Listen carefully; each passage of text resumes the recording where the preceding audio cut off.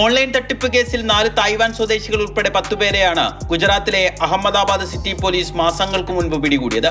ഇതിൽ 2 പേർക്ക് ചേർത്തലയിലെ ഡോക്ടർ ദമ്പതികളിൽ നിന്ന് 7 കോടി 60 ലക്ഷം രൂപ തട്ടിയെടുത്തതിൽ പങ്കുണ്ടെന്ന് കണ്ടെത്തിയതിനെ തുടർന്ന് കസ്റ്റഡിയിൽ വാങ്ങി. ബംഗളൂരുവിൽ വാടകയ്ക്ക് താമസിച്ചാണ് തട്ടിപ്പ് നടത്തിയതെന്നാണ് പ്രതികളുടെ മൊഴി. അവിടുത്തെ ഫ്ളാറ്റ് ഉടമ ഇവരെ തിരിച്ചറിഞ്ഞിട്ടുണ്ട്.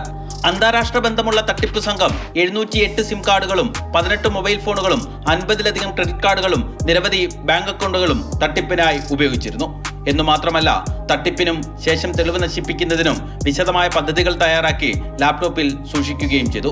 പ്രതികളുമായി തിരികെ ഗുജറാത്തിലേക്ക് പോയ കേരള പോലീസ് സംഘം കുറച്ചു ദിവസം അവിടെ താമസിച്ച് കൂടുതൽ വിവരങ്ങൾ അഹമ്മദാബാദ് പോലീസിൽ നിന്ന് ശേഖരിക്കും. ഓഹരി വിപണിയിൽ നിന്ന് ഉയർന്ന തുക വാഗ്ദാനം ചെയ്താണ് ചേർത്തലയിലെ ഡോക്ടർ ദമ്പതികളിൽ നിന്ന് 7 കോടി 60 ലക്ഷം രൂപ തട്ടിയെടുത്തത്.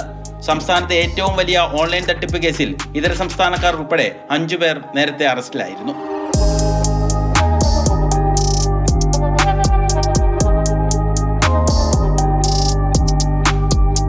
മാതൃഭൂമി ന്യൂസ്, ആലപ്പുഴ.